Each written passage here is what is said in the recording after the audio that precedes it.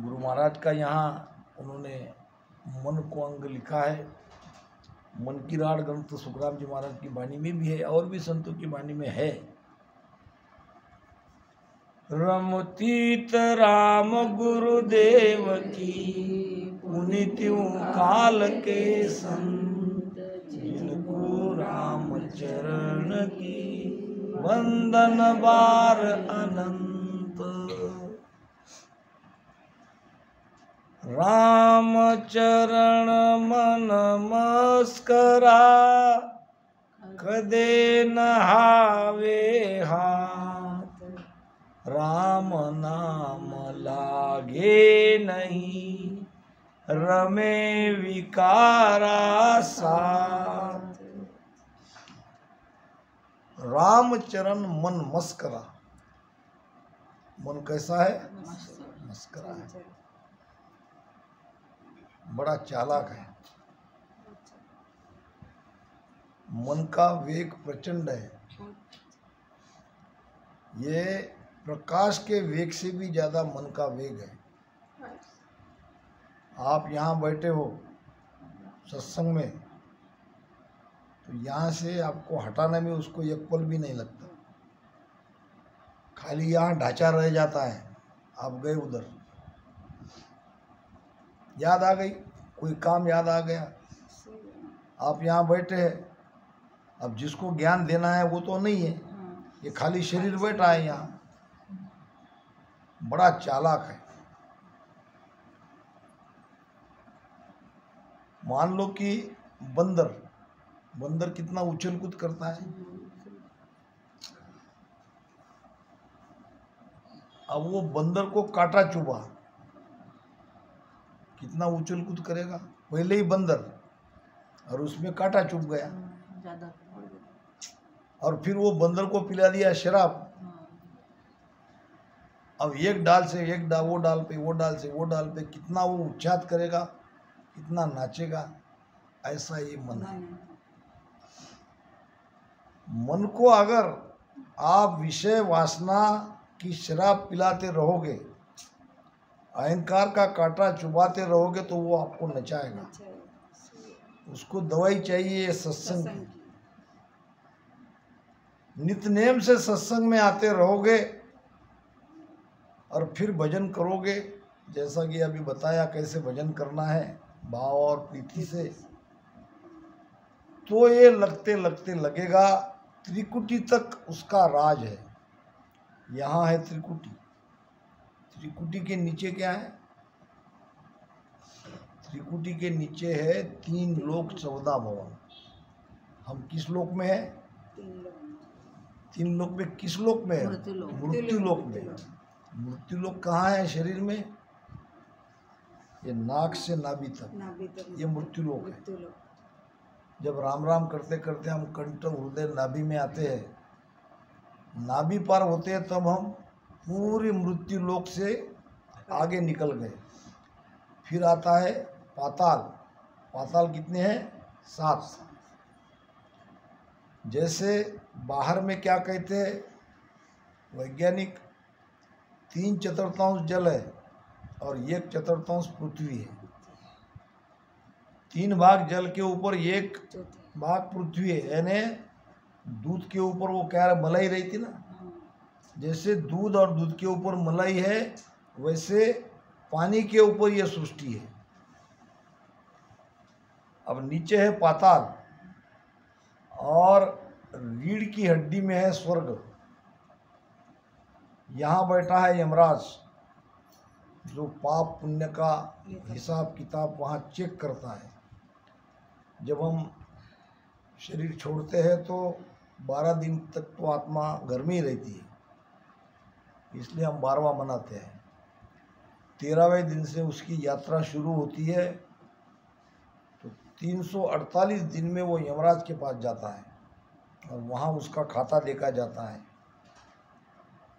पहले शुभ कर्म भुगताने के लिए स्वर्ग में भेज देते हैं, फिर अशुभ कर्म के लिए नरक में डाल देते हैं, और फिर बाकी तो 84 लाख योनि में बाकी कर्म भुगताया जाता है।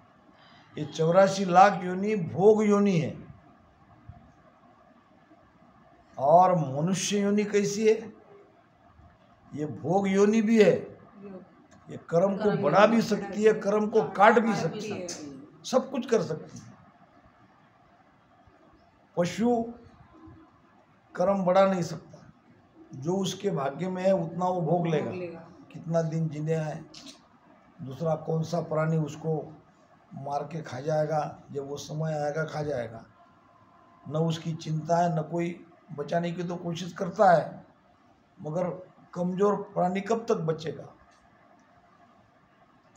तो बिल्ली अगर चूहे को खाती है तो बिल्ली को चूहा खाने का कर्म नहीं लगता है, क्योंकि वो भोग योनि है। मगर हम कुछ भी करें तो हमारा कर्म बनता है, अच्छा भी करे तो कर्म बनता है, बुरा भी करे तो कर्म बनता है।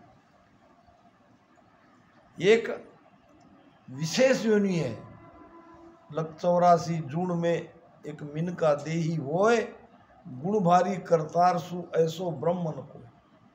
परमात्मा से ज्यादा, करतार से ज्यादा ये गुण ये मनुष्य शरीर में है। ये चाहे तो कर्म को काट सकता है, राम राम भजन कर, स्वतंत्र। ये चाहे तो स्वर्ग में जा सकता है, ये चाहे तो वैकुंठ जा सकता है, ये चाहे तो नरक में जा, चाहेगा नरक में तो जाने के काम कर ही रहे। चाहना क्या है, ये तो कर्म मन से, वचन से और तन से कर्म होते हैं।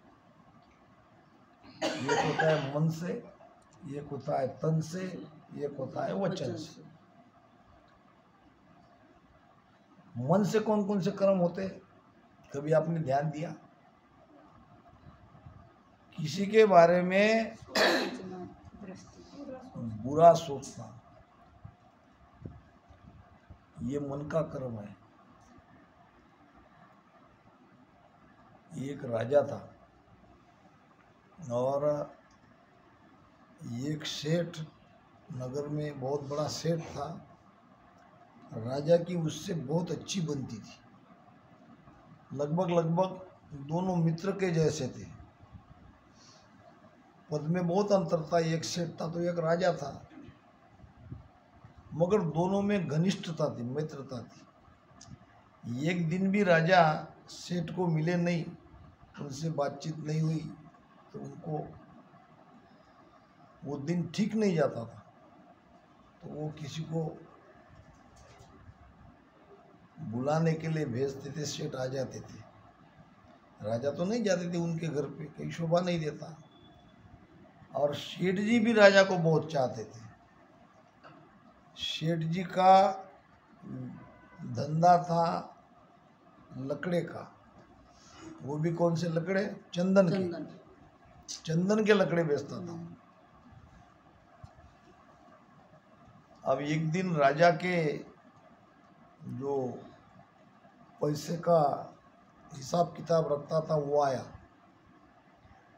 कहने लगा, महाराज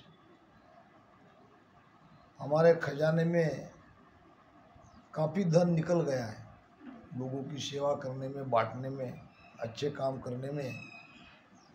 जल्दी से कुछ नहीं करोगे तो खजाना पूरा खाली हो जाएगा, राज कैसे चलाओगे? राजा ने ठीक है करके अब सोचने लगा कि अब पैसे की कमी है तो पैसा आएगा कहाँ से। तुरंत अपने मित्र की याद आ गई। जो सेठ जी था, सेठ जी के पास अमाप धन था।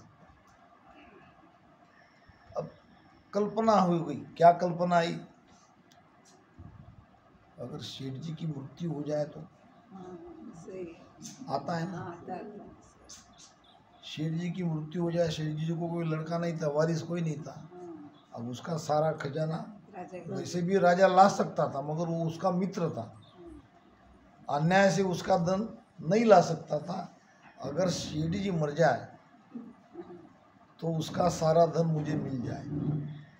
ध्यान रहे दुष्टांत के ऊपर। उधर सेठ जी क्या सोचने लगा, सेठ जी के जो कारोबार की देखरेख करने वाला था वो एक दिन आया, मालिक हमारा बहुत सारा पैसा ये चंदन के लकड़े लाने में लगा हुआ है। महीने में, 2 महीने में, 4 महीने में एक आध ग्राहक आता है, वो भी बड़ी मुश्किल से थोड़ा सा लकड़ा लेता है। चंदन के लकड़े कब काम में आते हैं? कोई मृत्यु हो गई तो। अब कोई 1 महीने में मरता, कोई 2 महीने में मरता, वो भी इतना सा ले जाता। तो जल्दी कुछ करो, पैसा काफ़ी फंसा है। अब नई ऑर्डर तो दो मत, मगर ये लकड़ा यहाँ पड़े पड़े अगर सड़ गया, खराब हो गया तो। अब उस रात सेठ जी सोचने लगा कि राजा अगर मर जाए तो दुनिया भर की परेशानी एक ही दिन खत्म, कि राजा को तो पूरा चंदन में ही जलाएंगे ना। 2-4-5 क्विंटल तो राजा का मरने से चला ही जाएगा, और 5 क्विंटल अगर एक दिन बिक जाता है तो लगभग आधे से ज़्यादा पैसा वसूल उसी दिन हो जाएगा। ये मित्र उसके बारे में ऐसा सोचने लगा, वो मित्र उसके बारे में ऐसा सोचने लगा। अब दूसरे क्षण जाग गए दोनों। यानी सोचने के बाद आदमी विचार करता है। निजमन आ जा। निजमन कहने लगा, ये तुम क्या कह रहे हो? ये तुमने कैसे सोचा कि तुम्हारा मित्र सेठ जी की मृत्यु हो जाए? उधर सेठ जी का निजमन कहने लगा कि मैंने मेरे राजा की मृत्यु की कामना करी कैसे? चलो जाके माफ़ी मांगनी चाहिए। सेठ जी निकले राजा के घर पे माफ़ी मांगने के लिए कि मैंने आपके बारे में ऐसा विचार किया, मुझे आप माफ़ कर दो। राजा को बहुत ग्लानि हो रही थी। राजा कभी किसी के यहाँ जाते नहीं। राजा भी स्वयं अपना रथ लेके निकले सेठ जी के यहाँ। दोनों रास्ते में मिल गए। दोस्त तो थे। सेठ जी ने कहा, महाराज आप कहाँ जा रहे हो इस समय? मैं तो आपको मिलने के लिए आ रहा था। अरे सेठ जी, मैं भी आपको मिलने के लिए आ रहा था। तो चलो पहले बताओ तुम मुझे क्यों मिलना चाहते हो? सेठ जी ने कहा, मेरा चंदन का लकड़े का व्यवहार है, कोई ग्राहक आ रहे नहीं। अब ये मन को मैं क्या कहूँ? मैंने आपके बारे में बहुत ही गलत विचार मेरे मन में आया। आपकी मृत्यु की कामना मैंने करी, रात भर सो नहीं सका, पछतावा आया, और माफ़ी मांगने के लिए मैं आपके पास आ रहा हूँ। तो मैं तुम्हारे चरण छूता हूँ, दोबारा ऐसे विचार कभी नहीं लाऊंगा। अब राजा ने उसको उठाया, पीठ थपथपाया। सेठ जी, मैंने भी आपकी मृत्यु की कामना करी थी, इसमें आपका कोई दोष नहीं है। मैंने आपके बारे में ऐसा सोचा, आपने मेरे बारे में ऐसा सोचा। ध्यान रहे, आप अगर किसी दूसरे के बारे में बुरा विचार रखते हो तो दूसरा भी आपके बारे में वैसा ही विचार रखेगा। ये कर्म लगते हैं। निंदा करते हैं, ये तन का कर्म है। किसी की हत्या करते हैं, हत्या तो करते नहीं अपन, या मारते हैं, ये तन का कर्म है। निंदा करते हैं, ये वचन का कर्म है। मन से सोचते हैं, ये मन का कर्म है। तो राम चरण मन मस्करा, कदे न आवे हाथ। कदे न शब्द है, कभी नहीं आ सकता मन हाथ में। राम नाम लागे नहीं रमे विकारा साथ। राम नाम के भजन में लगता नहीं, हमें वो राम नाम भजन करने में सहायता देता नहीं। और कहाँ लगता? विकारों में, विषयों में। माधो जी भगति गुण विद दारू। माधो जी भगति गुण विद धारू।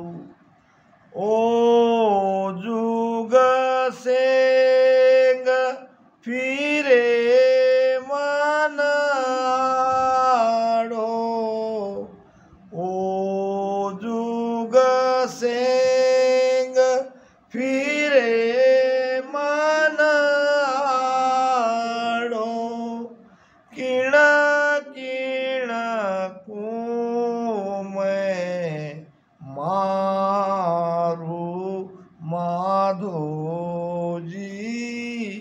भगति गुण विद धारु। काम क्रोध लोभ मन लालच पल पल आन सतावे। मेरे रामा पल पल आन सतावे। जे मैं भजन भगवत को थापू। जे मैं भजन भगवत को थापू। तो दूणा होय होय आवे माधो जी भगति गुण विद धारु। माधो जी नाम परमात्मा, भगवान कृष्ण के नहीं कहा है, परमात्मा के लिए कहा है। हालांकि भगवान कृष्ण का नाम भी माधो जी, अनेक नाम में एक नाम माधो जी भी है। यहाँ आशय है परमात्मा, हे भगवान मैं आपकी भक्ति कैसे करूं, क्योंकि भक्ति के आड़े जगत भी आता है और मन तो आता ही है। जगत कैसे आता है? किसी के आड़े आया क्या कोई? हाँ, मन के विचारों से नहीं, मन तो आ गया। दो बातें हैं ना, वो जुग सेंग फिरे मन आड़ो। मन भी आड़ा आता है तो जगत भी आड़ा आता है। जगत किसी के आड़े आया क्या, ये पूछ रहा हूँ मैं। आपको समझना चाहिए ना पूरा। बताता हूँ, जगत यानी क्या? जगत यानी सारा संसार नहीं, हमारा अपना परिवार जगत नहीं। क्या हमारा परिवार नहीं जाना संगत को, आ गया आड़ा, हम मना थोड़ी कर सकते। कोई मेहमान आ गया कुछ भी जगत में तो सभी आ गए, वही तो जगत है। कोई जगत अपना परिवार तो जगत है। अब आप परिवार में करता हो तो बात अलग है। आप अगर बहू हो, घर में मर्यादा चलती है, अगर सास ने कह दिया कि नहीं जाना तो अपन जा नहीं सकते। इसका मतलब वो भक्ति के आड़े आ गई, सत्संग के आड़े आ गई। एक छोटी सी कथा सुनाता हूँ। सत्य झूठ का मुझे पता नहीं, उसका खाली भाव लेना है। मैंने पढ़ा है कहीं, एक लड़की की शादी हो गई, वो अपने पियर में आई। जब शादी की बातचीत चल रही थी तो माता पिता ने बेटी को समझाया कि बेटी तू जिस संस्कार में पली है, बड़ी हुई है, वो संस्कार तुझे वहाँ नहीं मिलेंगे। केवल इतनी ही कमी है, बाकी वो बड़े लोग हैं, लड़का एक ही है, हमसे कई गुना ज़्यादा उनकी प्रॉपर्टी है। केवल कमी इतनी है कि वो लोग सत्संगी नहीं है, वो भक्ति करना नहीं जानते, न उनको भक्ति करना पसंद है। और तू तो बचपन से सत्संगी है, तू तो सत्संग का नाम लिया तो भाग के काम को छोड़ के चली जाती है। अब यहाँ तेरा सब जम गया, आगे तो लड़की है, आगे नहीं जमेगा, संभाल लेना। अब वहाँ मैं न तेरी कुछ मदद कर सकता हूँ, न उन लोगों को समझा सकता हूँ, क्योंकि बाकी सब तरह से वो लोग अच्छे हैं, केवल इतनी बात छोड़ के। अब सत्संगी थी, बेटी ने कहा पिताजी जैसा मेरा प्रारब्ध है उसे तो मुझे भोगना ही पड़ेगा, अब आप इसमें क्या कर सकते हो, जैसा होगा वैसा मैं भुगत लूँगी। बहू बन के आ गई, 4-6 महीने में समझ गई कि पिताजी ने जो कहा उससे कई गुना ज़्यादा ये लोग नास्तिक है, वो भक्ति नहीं करते, ये बात अलग। मगर कहीं नाम भी मैं लेती हूँ कि आज कहीं सत्संग में जाना है, पति को कहती हूँ तो डांट के मुझे चुप करा देते हैं। धीरे धीरे इतना बड़ा दुख सहते सहते समय बीतता गया, बच्चा हो गया, बेटा हुआ, मगर इन लोगों में भक्ति के प्रति कोई भाव जगा नहीं। ये ऐसे के ऐसे रहे स्वभाव में। और माता पिता भी क्या कर सकते, कहने लगे बेटी अब देखो हम क्या कर सकते हैं, अब हमने तो आप, तुम्हारा घर वही है, तुम्हारा परिवार वही है, देखो एडजस्ट करो क्या होता है। कर्म धर्म संयोग से एक दिन उसी गांव में जहाँ उसका ब्याह हुआ था उनके गुरु महाराज आ गए। दासी ने वार्ता, दासी थी, वो जानती थी कि मालकिन सत्संग की और भक्ति की बहुत ही, उनको ये सब अच्छा लगता है, प्रिय है। कहने लगी कि एक बहुत बड़े संत आए, 7 दिन तक सत्संग रहेगी। अब नाम गिन पूछा तो अंदर से तड़पने लगी, दोनों आंखों से आंसू की धारा आने लगी। अब करे तो क्या करे, इनको पूछने से उस हल हो ही नहीं सकता था, वो तो जाने ही नहीं देते थे, गुरु को भी घर पे बुलाने नहीं देते थे, इन्हें नफरत करते थे इस चीज से। अब अंदर ही अंदर वो तड़प रही थी, अब क्या करूं क्या करूं, कोई उपाय नहीं सुधरा था। बार बार परमात्मा को पुकार रही थी कि एक बार मुझे मेरे गुरु के दर्शन हो जाए, मगर वो समस्या जो की त्यों थी, हल नहीं हो रही थी। बड़ा कठोर निर्णय लिया। मैंने पहले ही कहा कि ये केवल दृष्टांत है, इसको दृष्टांत की दृष्टि से ही आपको समझना, नहीं तो गड़बड़ हो जाएगी। उसने अपने 1.5 साल 2 साल के बेटे का गला दबा के उसको मार डाला। अब मार डालने के बाद सारे गांव में ये वार्ता फैल गई कि शेठ जी का पोता मर गया। मर गया क्या, उसको उसकी मां ने ही मार डाला। अब सारा घर भरा है लोगों से और सब गुस्से से वो लड़की की तरफ देख रहे हैं। और उसको दूसरा दुख, एक तो गुरु न मिलने का दुख, दूसरा बच्चा जाने का दुख। जाया क्या, अब मेरे हाथ से मैंने उसको मारा, ये ज़्यादा दुख। अब आगे की जिंदगी तो नरक की जैसी है। फिर गुरु को पता चला कि उनकी अपनी शिष्या का वो बेटा था। अंतर्दृष्टि से सब जान गए मामला क्या है। अपने शिष्यों को लेके स्वयं चल के आए। गुरु को देखते ही ऐसा लगा कि जाके उसके चरणों में गिर जाए, मगर मर्यादा थी। गुरु ने आते ही पहले बच्चे के सिर पे हाथ फेरा, बच्चा जीवित हो गया। ताकत थी ना उसमें। ये बेटी को मालूम था मेरे गुरु के अंदर क्या पावर है, ये तो वो जानती थी। अब बच्चा जीवित हो गया तो थोड़ा मामला शांत हो गया।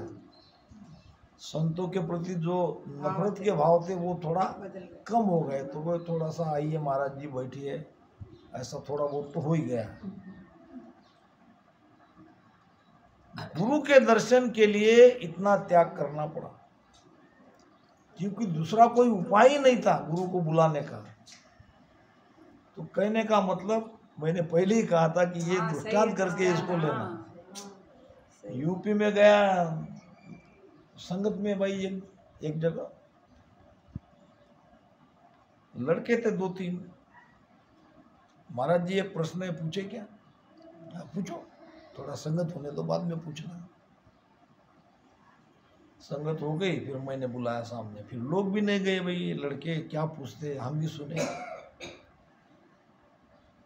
वो 3 में से एक लड़का बोला, महाराज जी पहले जैसे संत अब नहीं है। मैंने कहा तो जमाना बदल गया है, नहीं हो सकते, मगर मुझे ये तो बताओ पहले वाले संत क्या करते थे जो आज के नहीं कर रहे। पहले संत तो मरे हुए को जीवित कर देते थे, आज बताओ कोई है क्या ऐसा संत? मैंने कहा बेटा बहुत मुश्किल है ऐसे संत मिलना, मगर मेरी नज़र में एक संत है, एक है, कहाँ है बताओ। नहीं, बताने से ये थोड़ी काम होगा, पहले तुम तीनों में से कोई मरो, दो तो जीवित रहोगे। मैं वो संतों को लेके आता हूँ और वो मरे हुए जिंदा करने लगाता हूँ। नहीं नहीं नहीं, ऐसा कहीं हो सकता क्या? अपने लिए तुम तैयार नहीं हो और दूसरे की अपेक्षा रखते हो, ये कैसा? काम क्रोध लोभ मन लालच पल पल आन सतावे, जे मैं भजन भगवत को थापू। यानी भजन करने के लिए जब मैं बैठता हूँ बैठती हूँ तो ये विकार काम क्रोध लोभ मोह और ये मन के विचार दुगने दुगने आते हैं। अब ऐसे बैठे हैं ना खाली, उतने विचार नहीं आएंगे।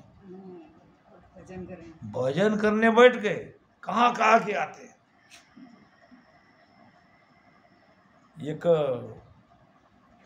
व्यक्ति था, ये गुरु के पास गया मंत्र लेने के लिए। कैसे आए? मुझे मंत्र चाहिए। अरे बेटा मेरे पास तो कोई मंत्र नहीं है। नहीं नहीं नहीं, तुम इतने बड़े महात्मा बन गए, कोई ना कोई तो मंत्र आपके पास होना ही चाहिए, बिना मंत्र के तो कोई महात्मा बनता ही नहीं। नहीं नहीं, मैं सच कहता हूँ मेरे पास कोई मंत्र नहीं है। नहीं नहीं, मुझे तो जब कोई मंत्र होता तो मैं जरूर दे देता, मगर मैं कोई मंत्र जानता नहीं हूँ, मेरे पास मंत्र है नहीं तो मैं क्या दूँ? जब तक तुम नहीं दोगे तब तक तुम्हारे पैर छोड़ता ही नहीं। अब मुश्किल आ गई। अब उसको हटाने के लिए क्या कहा, देख भाई अब आज तक तो मैंने किसी को दिया नहीं, मगर अब तुम इतना पैर ही नहीं छोड़ रहे हो, इतने तुम तड़प रहे हो तो मैं तुम्हें देता हूँ। उस व्यक्ति ने कहा यही तो मैं कहता था कि तुम्हारे पास जरूर है, मगर तुम देना नहीं चाहते, अब कैसे दे रहे हो? तो ठीक है मैं देता हूँ, मेरा पैर छोड़ दो। तो जब तुम आँख बंद करके ध्यान में बैठोगे तो बंदर को नहीं देखना। क्या कहा? बंदर को नहीं देखना। इतना खुश हो गया, यही मंत्र है गुरुदेव? हाँ यही मंत्र है, जाओ बेटा तेरा कल्याण हो जाएगा। इतना याद रखना कि बंदर को देखना नहीं।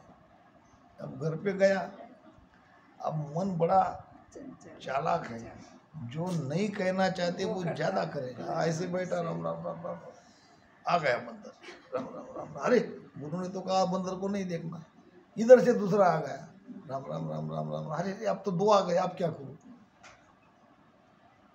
अब देखूं नहीं तो भजन नहीं होगा।